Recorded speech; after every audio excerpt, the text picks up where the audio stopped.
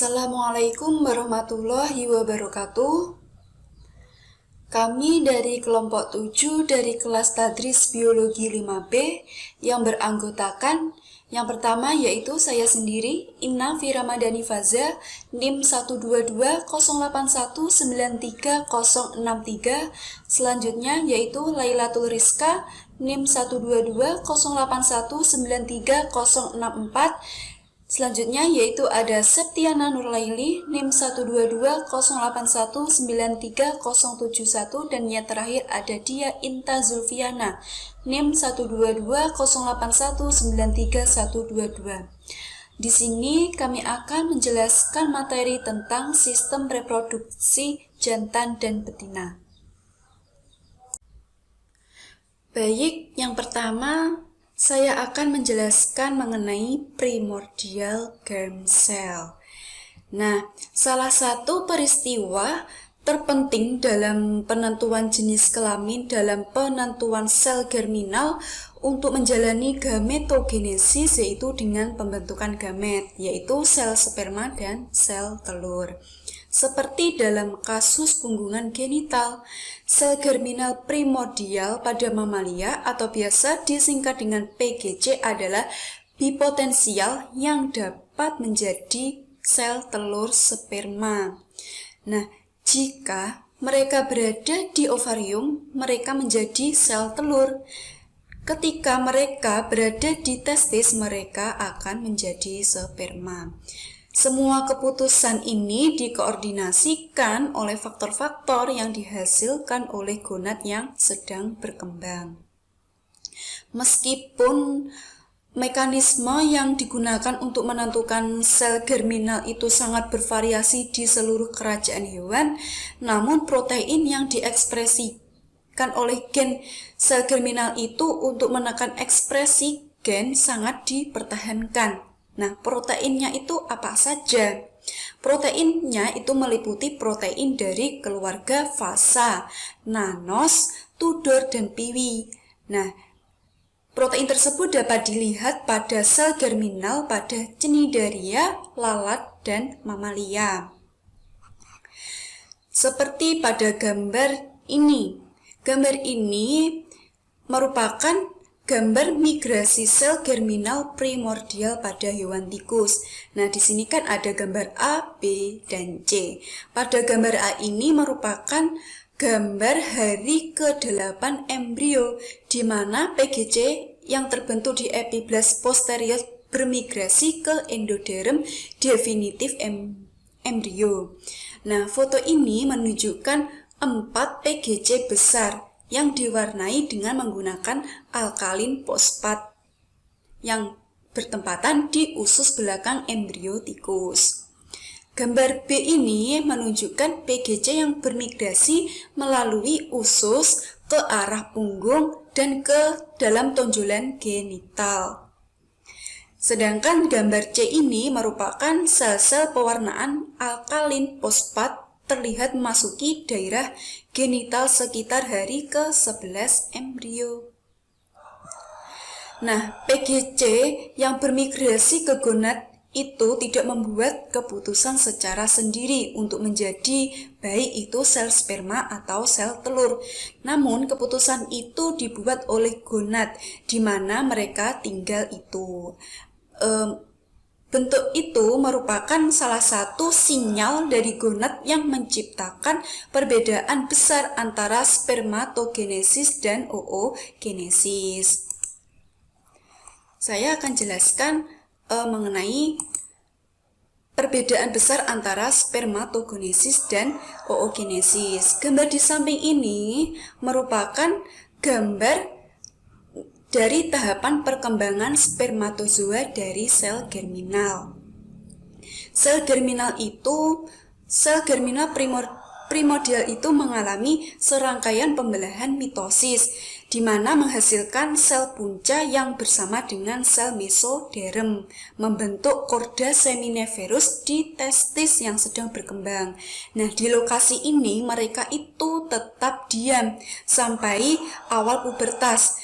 Ketika pematangan seksual dimulai saat pubertas, Sel germinal dorman ini menjadi aktif dan melalui serangkaian pembelahan mitosis dan menghasilkan klon sel yang disebut sebagai spermatogenesis tipe A.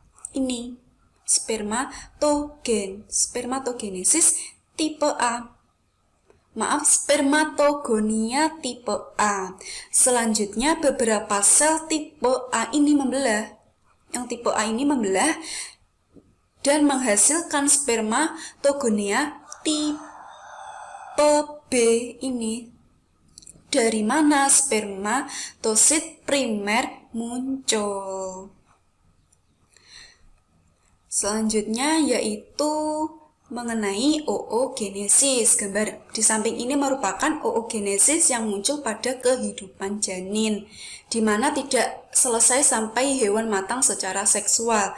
Nah, oosit gamet yang dihasilkan oleh hewan betina itu menyediakan materi genetik dari si ibunya tadi dan makanan untuk zigot yang sedang berkembang. Nah, pada oogonia ini muncul dari sel germinal primordial di endoderm, mengalami pembelahan mitosis berulang di ovarium janin.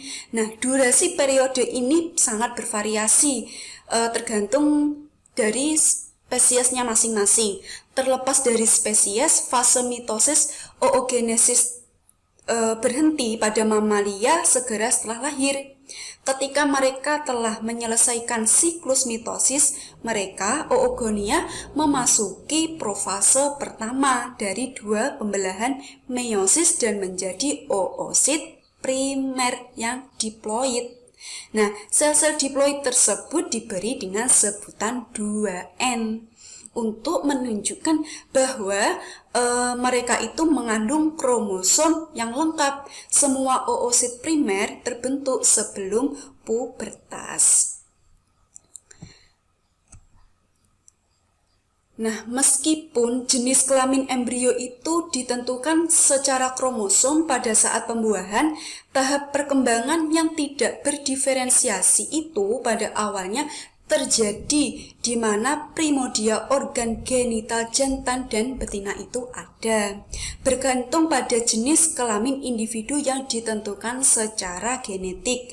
Organ genital yang sesuai untuk jenis kelamin tersebut berkembang, sementara organ genital untuk jenis kelamin lainnya mengalami kemunduran. Nah, identitas seksual itu tidak hanya terbatas pada organ reproduksi saja, tetapi juga terlihat pada ciri-ciri anatomis lainnya dan dalam ciri-ciri fisiologis dan perilaku. Nah, gambar ini merupakan yang pertama. Gambar ini kan ada dua jenis ya, gambar A dan B. Nah, gambar A ini merupakan rute migrasi sel germinal primordial dari allantois ke genital reach, tempat diferensianya. Nah, kemudian gambar B ini merupakan potongan melintang melalui embrio pada tingkat yang menunjukkan jalur migrasi sel germinal primordial di sepanjang mesenterium dorsal ke punggung genital yang dipanah. Nah, sel germinal primordial ini akhirnya mengisi gonad yang tidak berdiferensi, dapat dideteksi di epiblas dengan metode pewarnaan khusus pada tahap awal perkembangan embriologis. Nah, sel-sel ini yang bermigrasi melalui garis primitif dan kemudian ke kantong kuning, telur, dan allantois, bergerak sepanjang dinding usus belakang ke reach genital, sebuah struktur yang ditakdirkan untuk menjadi gonad yang tidak berdiferensiasi. Misalnya ya, pada mamalia. Nah, pada mamalia itu terdapat sel-sel germinal primordial tiba di tempat diferensianya melalui migrasi aktif, sedangkan pada spesies unggas, sel-sel tersebut mencapai punggung genital melalui aliran darah. Telah dikemukakan bahwa sel-sel germinal mungkin tertarik ke punggung genital oleh kemotaksis. Nah, sel germinal primordial itu dapat dideteksi pada punggungan genital pada hari ke-18 pada babi. Kemudian pada hari ke-21 itu pada anjing, pada hari ke-22 pada domba, dan pada hari ke-28 itu pada sapi dan manusia. Nah, sel germinal primordial membelah secara mitosis itu selama migrasi ke gonad yang sedang berkembang. Setelah memasuki gonad primordial, sel-sel germinal itu menjadi tertutup dalam kompartemen sel germinal tertentu, di mana tali seminiferus pada embrio jantan dan folikel primordial pada embrio betina. Nah, proliferasi dan diferensi sel germinal primordial di lokasi tertentu ini sangat dipengaruhi oleh faktor terlarut yang disekresikan secara lokal. Selanjutnya saya akan menjelaskan mengenai formasi gonad yang tidak berdiferensiasi. Meskipun asal-usul sel gonad somatik itu belum diketahui, namun 3 sumber seluler telah diusulkan. Nah, 3 sumber seluler itu apa saja? Yaitu sel mesenkim lokal, epitelselom, dan sel yang berasal dari tubulus mesonefrik. Nah, diusulkan bahwa sel-sel mesonefrik dari tubulus mesonefrik itu telah mengalami degenerasi yang menginvasi jaringan gonad yang diduga dan merupakan sel-sel utama yang berkontribusi pada primordia gonad. Beberapa sel yang berkontribusi pada primordia gonad tersebut dapat berasal dari epitelselom dan juga dapat berasal dari mesenkim di bawahnya. Setelah proliferasi epitelselom dan mesenkim di bawahnya tadi, primordia gonad itu biasanya berkembang sebagai ridge bilateral. Punggungan ini yang berkembang di medial ke mesonefros dan menonjol ke dalam rongga selom, di mana mereka ditutupi oleh epitelselom dengan berbentuk memanjang dari toraks ke daerah lumbar. Nah, penampakan garis tepi gonad mendahului kedatangan sel germinal primordial itu di daerah tersebut. Nah, gonad yang tidak berdiferensiasi tersebut terdiri dari sel germinal primordial dan sel mesodermal. Nah, sel-sel mesonefrik tadi yang menyerang dan tubulus mesonefrik membentuk jaringan tubular yang disebut dengan sistem Reed yang terdiri dari tali gonad ekstra, tali penghubung, dan tali intragonad. Nah, seperti pada gambar ini. Selama perkembangan, sebagai akibat dari proliferasi di daerah tengahnya, punggungan gonad itu berkembang seperti terlihat pada globular dan tetap melekat pada mesonefros oleh lipatan yang dinamakan lipatan mesotelium. Karena kesamaan morfologinya, tidak mungkin membedakan gonad primordial jantan dan gonad primordial betina pada tahap perkembangan menggunakan metode histologis, namun dapat digunakan dengan menggunakan teknik molekuler modern, di mana jenis kelamin embrio itu dipastikan secara andal pada tahap awal perkembangan. Nah, gambar 5 ini merupakan gambar di samping ini merupakan tahapan berurutan dalam perkembangan gonad yang tidak berdiferensiasi. Kan ini ada gambar A, B, C. Nah, gambar A ini merupakan pembentukan korda di kelamin di lingkaran genital. Sedangkan gambar B ini merupakan hubungan antara ductus mesonefrik dan korda kelamin yang sedang berkembang. Selanjutnya gambar C ini merupakan pandangan ventral dari gonad yang sedang berkembang ditunjukkan pada B. Diferensiasi dan mutasi testis. Pada laki-laki, genotip sel-sel mesonefrik di perifer sistem intragonad berkembang menjadi korda, di mana sel-sel benih primordial menjadi tergabung. Tali ini yang dikenal sebagai tali seminiferus menjadi berbentuk tapal kuda dan ekstremitas mereka bergabung dengan sel mesonefrik di pusat gonad yang sedang berkembang. Tali seminiferus menjadi berbelit-belit dan membentuk tabuli contorti. Selama periode ini perkembangan tali seminiferus adalah struktur padat berdiameter sekitar 40 meter. Pada penampung mereka terdiri dari lapisan perifer 15-20 sel mesonefrik yang ditakdirkan untuk menjadi sel Sertoli. Diferensiasi dan maturasi ovari. Di sini disajikan sebuah gambar yaitu tahap berurutan dalam perkembangan yang tidak terdiferensiasi gonad. Gambar A, pembentukan tali seks di hubungan genital. Gambar B, hubungan antara ductus mesonefricus dan mengembangkan tali seks. Gambar C, pemandangan ventral dari gonad yang sedang berkembang ditunjukkan pada B. Meskipun asal-usul tali kelamin tidak diketahui dengan pasti, pada wanita genotip kemungkinan besar mereka berasal dari sel mesotelial yang mengelilingi gonad. Bentuk tali kelamin tidak teratur dapat dikenali struktur di mana sel-sel germinal menjadi tergabung. Setelah rusaknya tali kelamin, kuman sel menjalani periode peningkatan aktivitas mitosis di ovarium yang sedang berkembang. Terlepas dari durasi mitosis, oogenesis nilai dari suatu spesies di sebagian besar mamalia berhenti sebelum atau segera setelah lahir. Sebagai oogenia, individu menyelesaikan periode mitosisnya, aktivitas mereka menjadi dikelilingi oleh lapisan squamosa sel somatik asal mesotelial, disebut sel folikel. Sel germinal tertutup dalam laminan basal dan dikelilingi oleh sel-sel folikel merupakan folikel primordial.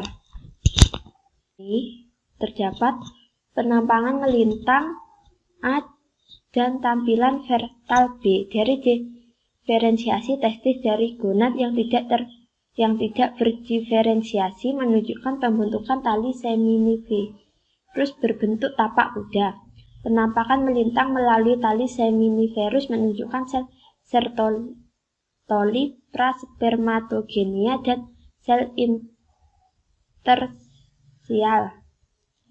Setelah datangnya masa pubertas, tahap siklus berulang dari pematangan folikel terjadi sebagai respon terhadap hormon gonadotropik. Saat folikula genesis berlangsung, sel-sel folikel squamosa yang menjadi kuboid membentuk lapisan berlapis dan disebut menjadi sel granulosa. Mamalia betina sudah kenyang komplement oosit primer sebelum atau segera sesudahnya kelahiran. Di ovarium, proliferasi gel germinal dan folikel pembangunan terbatas pada daerah pinggiran mengembangkan gonad. Pada akhir perkembangan ini periode pada spesies domestik. Dengan pengecualian kuda, ovarium terdiri dari area kortikal padat yang berisi folikel dan medula pusat yang kurang padat. Daerah yang terdiri dari tubulus intragonad yang mengalami degenerasi rete ovarium. Pada sapi, domba, dan babi, folikel tersebut secara acak di korteks, sedangkan pada anjing dan kucing mereka terdiri dalam kelompok. Pada mamalia, persentase yang tinggi oogenia dan oosit primer mengalami degeneratif. Dan di sini ditampilkan sebuah gambar penampakan melintang A dan tampilan vertikal B dari diferensiasi ovarium dari gonad yang tidak berdiferensiasi menunjukkan pembentukan folikel primordial dan tuba uterina. C. Folikel primordial. Selanjutnya adalah bentuk perkembangan gonad pada kuda. Perkembangan folikel di ovarium kuda terkonsentrasi di daerah pusat yang sesuai dengan medula pada spesies lain. Sedangkan daerah non-folikel terletak di perifer. Selama dalam rahim perkembangan, permukaan ovarium yang tidak melekat menjadi cekung, dan dari tempat inilah ovulasi terjadi. Cekungan tersebut disebut dengan fosa ovulasi. Selanjutnya, gonad janin kuda menunjukkan pertumbuhan yang luar biasa dari sekitar 110 hingga 220 hari kehamilan. Pembesaran ini yang terjadi pada ovarium dan testis yang sedang berkembang, disebabkan oleh hiperplasia dan hipertrofi sel-sel interstisial. Telah dikemukakan bahwa pembesaran gonad disebabkan oleh aksi gonadotropin korionik kuda yang diproduksi oleh sel-sel cangkir endometrium. Fitur penting dari testis kuda yang sedang berkembang adalah munculnya sel-sel pigmen di jaringan interstisial selama bulan ke-9 kehamilan. Sebelum waktu ini, testis janin tampak putih kekuningan, tetapi setelah itu berangsur-angsur menjadi gelap. Pigmentasi yang bertahan sampai setelah lahir dianggap terkait dengan degenerasi sel interstisial. Selanjutnya adalah saluran genital. Terlepas dari genotip embrio yang sedang berkembang, saluran genital jantan dan betina terbentuk selama tahap pembentukan gonad yang tidak berdiferensiasi. Diferensiasi sistem ductus genital jantan dan betina dari sistem ductus yang tidak berdiferensiasi diuraikan pada gambar tersebut. Pada embrio jantan, elemen sistem ductus mesonephrikus yang bertahan dimasukkan ke dalam sistem genital jantan, sementara selain sisa-sisa, ductus paramesonefrik sebagian besar menghilang. Pada embrio betina, ductus paramesonefrik berperan dalam pembentukan sistem ductus genital, sedangkan ductus mesonefrik mengalami atrofi, kecuali sisa-sisanya. Ductus paramesonefrik terletak di lateral ductus mesonefrik. Pada gambar ini telah ditunjukkan bahwa yang A adalah gambar perkembangan sistem ductus genital yang tidak berdiferensiasi.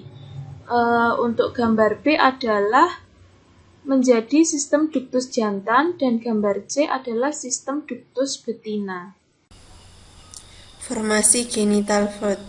Sistem urogenital yang berkembang secara retroperitoneal menonjol ke dalam rongga peritoneum. Dengan degenerasi mesonefros, gonad dan saluran genital tersuspensi oleh lipatan tipis peritoneum. NS bagian kaudal dari saluran genital bertemu dan menyatu di garis tengah. Fusi peritoneum terkait lipatan membentuk lipatan genital seperti gambar ini merupakan tahapan berurutan dalam pengembangan vagina. Pada betina, lembaran peritoneum yang luas ini disebut sebagai ligamen luas rahim dan terdiri dari 3 segmen. Diberi nama sesuai dengan strukturnya yang mereka dukung, seperti mesovarium yang menahan ovarium, mesosalping yang menahan uterus tuba, dan mesometrium yang menahan uterus. Pada pria, bagian lipatan kelamin yang menggantung testis disebut mesochorium, dan bagiannya yang menahan ductus deferens mesoductus deferens. Pengaruh hormon pada perkembangan saluran genital dan genitalia eksterna. Pengembangan sistem saluran genital pria dan alat kelamin luar berada di bawah pengaruh hormon diproduksi oleh testis yang sedang berkembang. Dengan pembentukan testis, sistem saluran pria dan alat kelamin luar berkembang dan sistem saluran wanita mengalami regresi. Janin testis mengeluarkan 2 hormon, testosteron dan hormon penghambat paramesonefrik atau hormon anti-mullerian. Testosteron diproduksi oleh sel Leydig, menginduksi diferensiasi sistem ductus jantan berpasangan, epididymis, ductus deferens, dan vesicula seminalis.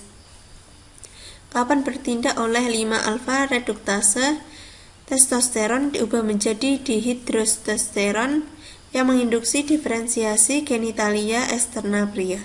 Penghambatan paramesonefrik, hormon yang disekresikan oleh sel Sertoli, menghambat perkembangan duktus paramesonefrik dan menginduksi regresi struktur ini. Pada wanita, di bawah pengaruh estrogen, duktus paramesonefrik berkembang dan berdiferensiasi menjadi tuba uterina, uterus, dan bagian kranial vagina. Selama diferensiasi, estrogen bekerja pada genitalia eksterna, menginduksi pembentukan klistoris, bagian kaudal vagina, vestibulum, dan vulva. Berikut adalah tabel yang menjelaskan primordia embrio dari mana struktur sistem reproduksi pria dan wanita itu muncul. Selanjutnya adalah faktor-faktor yang mempengaruhi diferensiasi seksual pada mamalia. Pada amfibi dan ikan, jenis kelamin keturunannya dapat ditentukan secara pasti oleh sejumlah faktor lingkungan, termasuk suhu dan cahaya. Meskipun diferensiasi gonad pada mamalia sebagian besar ditentukan oleh genotip zigot, berbagai faktor pengubah dapat mempengaruhi diferensiasi gonad. Pada gilirannya, diferensiasi sistem duktus dan genitalia eksterna secara substansial ditentukan oleh hormon gonad. Banyak kelainan dalam perkembangan seksual dapat dikaitkan dengan genotip zigot dan dampak faktor lingkungan yang dapat mempengaruhi perkembangan gonad dan genitalia eksterna. Gambar ini adalah gambar perkembangan genitalia eksterna jantan dan betina.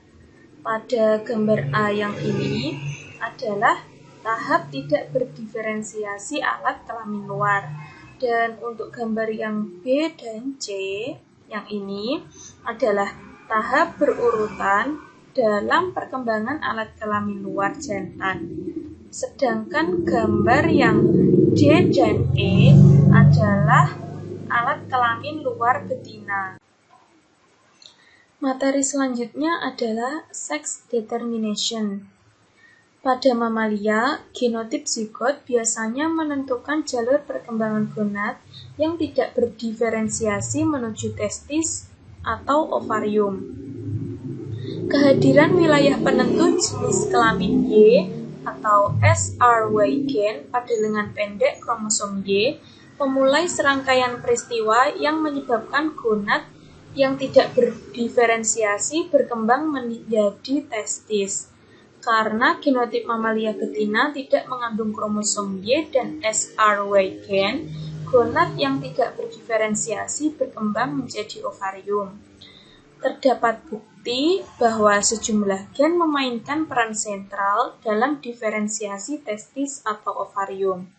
Terpisah dari SRY gen, yang menentukan perkembangan testis, gen lain seperti SOX9 dan SF1 dianggap penting untuk spermatogenesis normal karena penghapusan gen ini menyebabkan infertilitas. Gen lain seperti DAX1 dan WNT4 memainkan peran sentral dalam perkembangan ovarium. Selanjutnya yaitu aspek molekular gonadogenesis. Nah, gambar di samping ini merupakan gambar interaksi seluler dan genetik yang menentukan perkembangan reg genital, di mana gonad yang tidak berdiferensiasi dan testis atau ovarium. Selanjutnya, hormon yang disekresi oleh testis atau ovarium itu mendorong perkembangan sistem duktus jantan atau betina dan genitalia eksterna. Menggunakan gen-gen knockout untuk mempelajari sejumlah gen itu sangat penting untuk pengembangan yang tidak terdiferensiasi oleh gonad yang diidentifikasi. Misalnya pada tikus tidak memiliki salinan lim SF1, terus SF1, WT1, EMX2, dan LHX9. Dikarenakan tikus tidak memiliki salinan tersebut, tikus itu tidak memiliki gonad sama sekali. Nah, dengan perkembangan gonad yang tidak berdiferensiasi menjadi testis, berbagai faktor larut dikodekan oleh gen penentu jenis kelamin termasuk ini. SRY, SOX9, SF1, mempromosikan perkembangan sel Sertoli dan sel Leydig. Nah, gen SRY ini memulai kaskade hilir gen penentu jenis kelamin jantan, di mana SOX9 ini adalah diatur ke atas dan ke bawah kendali WT1. Langsung setelah ekspresi SRY. Nah, SF1 ini dan SOX9 ini keduanya mengatur gen tambahan penting untuk penentuan jenis kelamin jantan. Selanjutnya, sel Sertoli itu mensekresi paramesonefrik, hormon penghambat, dan sel Leydig itu mensekresi testosteron. Nah, perkembangan gonad yang tidak berdiferensiasi itu menjadi ovarium secara langsung dipengaruhi oleh DAX1 nih dan WN4. Nah, DAX1 ini telah terbukti menghambat aktivitas transkripsi oleh SF1 ini dari gen spesifik jantan melalui perekrutan korepresor nuklir NCOR. Nah, seorang anggota keluarga reseptor hormon nuklir DAX1 yang terletak di lengan pendek kromosom X. Nah, bekerja dengan menurunkan aktivitas SRY, SF1 dan SOX9, sehingga hal tersebut dapat menghambat diferensiasi sel Sertoli dan sel Leydig. Nah, faktor pertumbuhan WN4 ini berkontribusi pada diferensiasi ovarium dan perkembangan saluran paramesonefrik. Nah, inaktivasi WN4 pada awal perkembangan embrio itu dapat menyebabkan kegagalan pembentukan turunan duktus paramesonefrik. Seorang peneliti telah menunjukkan bahwa duplikasi DAX1 atau WN4 telah dikaitkan dengan pembalikan jenis kelamin XY, male genotip, jadi male genotip. Hal itu menunjukkan bahwa efek penghambatan DAX1 ini pada gen yang bergantungan pada SF1 dapat mengesampingkan efek SRY dengan cara yang bergantung pada dosis. Pengaruh hormon pada perkembangan saluran genital dan genitalia eksterna. Pengembangan sistem saluran genital pria dan alat kelamin luar berada di bawah pengaruh hormon diproduksi oleh testis yang sedang berkembang. Dengan pembentukan testis, sistem saluran pria dan alat kelamin luar berkembang dan sistem saluran wanita mengalami regresi. Janin testis mengeluarkan dua hormon, testosteron dan hormon penghambat paramesonefrik atau hormon anti-mullerian. Testosteron diproduksi oleh sel Leydig, menginduksi diferensiasi sistem duktus jantan berpasangan, epididymis, duktus deferens, dan vesicula seminalis. Kapan bertindak oleh 5-alfa reduktase, testosteron diubah menjadi dihidrotestosteron yang menginduksi diferensiasi genitalia eksterna pria. Penghambatan paramesonefrik, hormon yang disekresikan oleh sel Sertoli, menghambat perkembangan duktus paramesonefrik dan menginduksi regresi struktur ini. Pada wanita, di bawah pengaruh estrogen, duktus paramesonefrik berkembang dan berdiferensiasi menjadi tuba uterina, uterus, dan bagian kranial vagina. Selama diferensiasi, estrogen bekerja pada genitalia eksterna, menginduksi pembentukan klitoris, bagian kaudal vagina, vestibulum, dan vulva. Berikut adalah tabel yang menjelaskan primordia embrio dari mana struktur sistem reproduksi pria dan wanita itu muncul. Selanjutnya yaitu diferensiasi seksual yang berhubungan dengan fungsi otak dan pubertas. Hormon seks itu mempengaruhi perkembangan daerah otak yang berhubungan dengan perilaku seksual.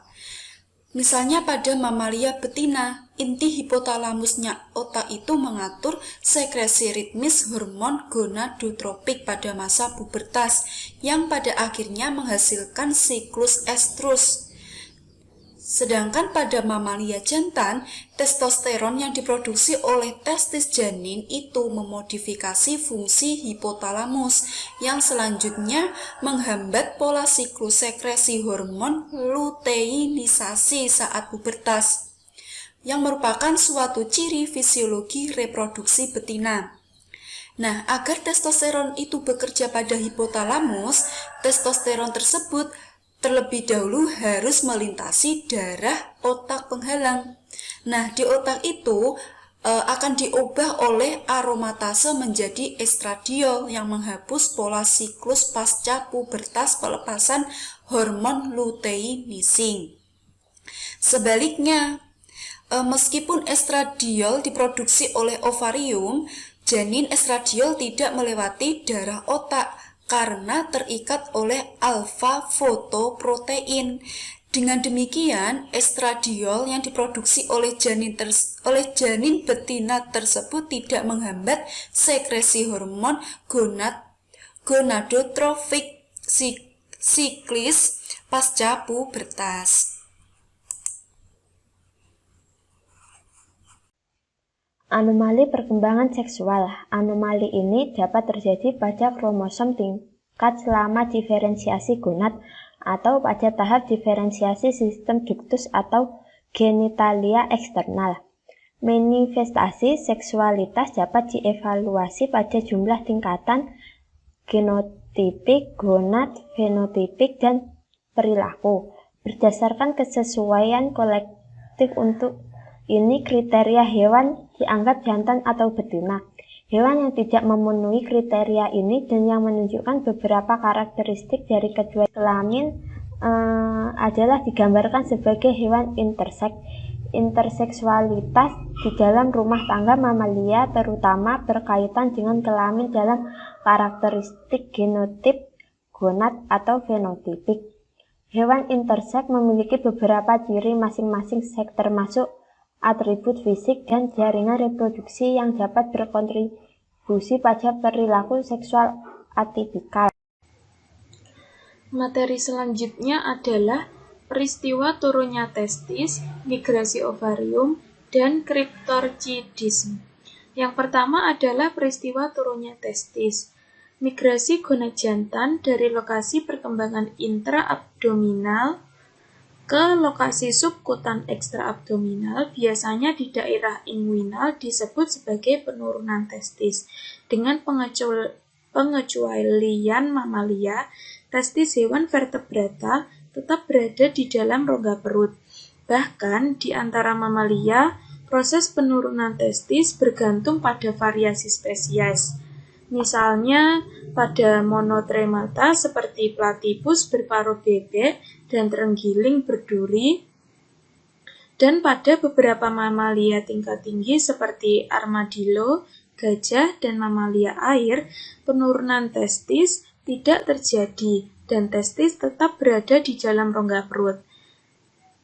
Dan pada beberapa spesies lain seperti kelelawar, lalat, landak, dan rusa merah, testis yang disimpan di dalam rongga perut selama sebagian besar tahun turun ke lokasi ekstra perut selama musim kawin. Namun pada sebagian besar mamalia, testis bermigrasi ke lokasi ekstra abdominal. Tetapi bahkan pada beberapa mamalia seperti tikus, mencit, dan marmut, testis dapat ditarik sementara ke dalam rongga perut sebagai akibat dari merasakan bahaya.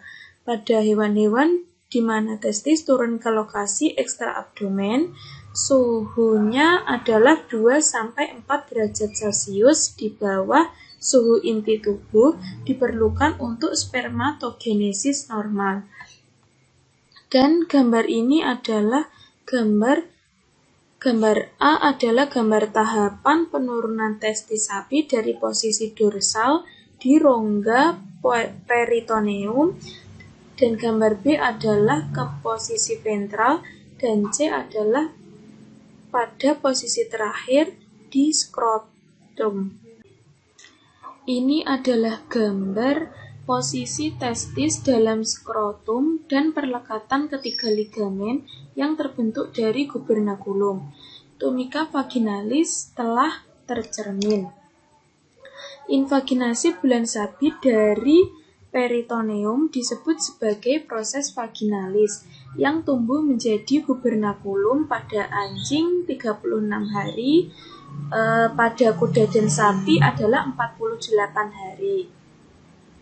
Hampir sepenuhnya mengelilingi sehingga bagian dari bagian ekstraabdominal gubernaculum seperti intranya bagian perut digantung oleh lipatan peritoneum. Invasi oleh processus vaginalis membagi gubernaculum menjadi 3 bagian. Bagian proksimal ditutupi oleh lapisan dalam processus vaginalis yang membentuk lapisan visceral tunica vaginalis. Lapisan luar gubernaculum yang dikelilingi oleh lapisan parietal tunica disebut sebagai bagian vagina. Bagian distal yang dikenal sebagai bagian infravaginal tetap melekat pada dinding skrotum sebagai ligamen skrotum. Sedangkan bagian intraabdominal gubernaculum melekat pada ductus mesonefrik dan paramesonefrik pada titik di mana ductus berubah dari posisi lateral ke posisi medial. Pada embrio jantan, bagian kranial ductus mesonefricus yang melekat pada perlekatan ini menjadi epididymis dan bagian kaudalnya menjadi ductus deferens. Yang nomor 2 adalah migrasi ovarium. Pada betina, beberapa migrasi intraabdominal ovarium terjadi pada spesies tertentu. Pada anjing dan kucing, ovarium menempati posisi di daerah sublumbal kaudal ke ginjal. Ovarium kuda bermigrasi ke lokasi di tengah-tengah antara ginjal dan pintu atas panggul.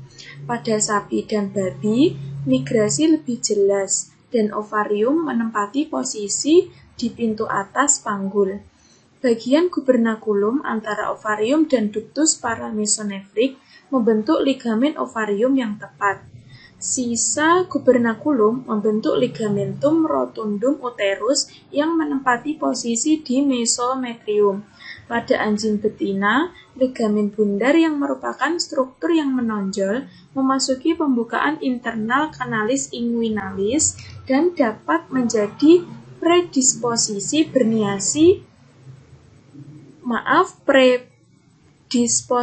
herniasi inguinalis. Yang ketiga adalah cryptorchidisme, kegagalan penurunan testis yang normal atau cryptorchidisme adalah suatu kondisi yang terjadi pada semua spesies mamalia. Ini paling sering ditemui pada kuda dan babi dan pada ras anjing mini. Cryptorchidisme telah dikaitkan dengan perkembangan testis yang abnormal, kegagalan atau abnormal perkembangan proses vagina, perkembangan gubernaculum yang abnormal, dan ketidakseimbangan atau kekurangan hormon. Perkembangan kelenjar susu. Di sini disajikan sebuah gambar tahap berurutan dalam pembentukan kelenjar susu sapi. Gambar A merupakan penampang melintang melalui puncak payudara. Gambar B penampang melintang melalui kuncup mamai saat primordium puting terbentuk. Gambar C dan gambar D yaitu pembentukan tunas primer. Gambar E kanalisasi primer tunas dan pembentukan kelenjar sinus. Gambar F yaitu pembentukan tunas sekunder dari kelenjar sinus. Gambar G yaitu kanalisasi kecambah sekunder. Dalam embrio sapi di sekitar 30 hari kehamilan, garis susu memanjang dari tunas kaki ke depan ke tunas kaki belakang. Perubahan yang terjadi di epidermis selama perkembangan garis susu diinduksi oleh mesoderm yang mendasarinya. Bagian dari garis mamai kaudal ke umbicus menandai area di mana payudara masa depan terjadi perkembangan kelenjar. Dua epidermis yang berbeda penebalan puncak payudara terbentuk di setiap payudara garis dan awalnya muncul letikular di penampang. Dengan berlanjutnya proliferasi epidermis, penebalan yang menonjol ke dalam mesenkrim memperoleh penampilan semi bulat dan dirujuk ke sebagai kuncup mamaem. Tunas dipisahkan dari mesenkrim oleh membran basal yang berkembang dengan baik. Perubahan seluler selanjutnya terjadi di pusat tunas. Sel-sel di pinggiran menjadi kolumar dengan sumbu panjangnya mengarah ke pusat kuncup, sementara sel-sel di zona pusat tidak terlalu padat dan tampak mengalami kornifikasi. Selama tahap ini, perkembangan bagian dari garis susu tidak dimasukkan ke dalam puncak payudara atau tunas secara bertahap mundur. Hingga tahap kuncup susu, prosesnya perkembangan payudara serupa pada pria dan wanita embrio. Setelah itu, kuncup susu pada betina embrio menjadi bulat telur dengan sumbu panjang tegak lurus ke permukaan, sedangkan pada embrio laki-laki cenderung menjadi bulat. Ke dalam jaringan mesenkrim membentuk struktur berbentuk ganda dengan bagian yang lebih sempit mengarah ke ujung berkembang puting. Struktur ini disebut sebagai tunas primer. Sel-sel epidermis di puncak puting menjadi kornifid, membentuk sedikit depresi di ujung. Pada sekitar bulan keempat kehamilan, tunas primer menjadi terkanalisasi pada ujung proskimalnya, membentuk kelenjar sinus atau gland distrum. Saat kanalisa berlanjut menuju apeks sinus, puting, distrum, dan ductus papilar atau ductus puting susu terbentuk. Suplai pembuluh darah, otot, dan komponen jaringan ikat dinding puting berasal dari mesenkrim. Setelah bulan keempat kehamilan, 8 hingga 20 kecambah sekunder menyebar dari sinus kelenjar ke jaringan sekitarnya. Ketika dikanalisasi, tunas sekunder ini membentuk ductus lactiferus yang pada perkembangan selanjutnya mengalirkan lobus ke dalam sinus kelenjar. Kecambah tersier muncul di ductus lactiferus yang melengkapi ductus primitif system. Sistem saluran yang belum sempurna yang berlanjut berkembang sampai lahir terbatas pada tubuh kelenjar di daerah sinus kelenjar. Perkembangan kelenjar susu pada hewan domestik. Di sini terdapat gambar perkembangan kelenjar susu sapi setelah melahirkan. Pada gambar A, proliferasi sistem ductus lactiferus dan pembentukan aparatus suspensori kelenjar susu. Pada gambar B, pembentukan sistem sekretory alveolar. Kan tadi sudah dijelaskan tentang perkembangan kelenjar susu pada sapi. Sekarang saya akan menyontohkan perkembangan kelenjar susu pada kambing atau domba. Perkembangan kelenjar susu pada domba dan kambing mirip dengan yang ada pada sapi. Namun pada domba dan kambing tidak seperti sapi.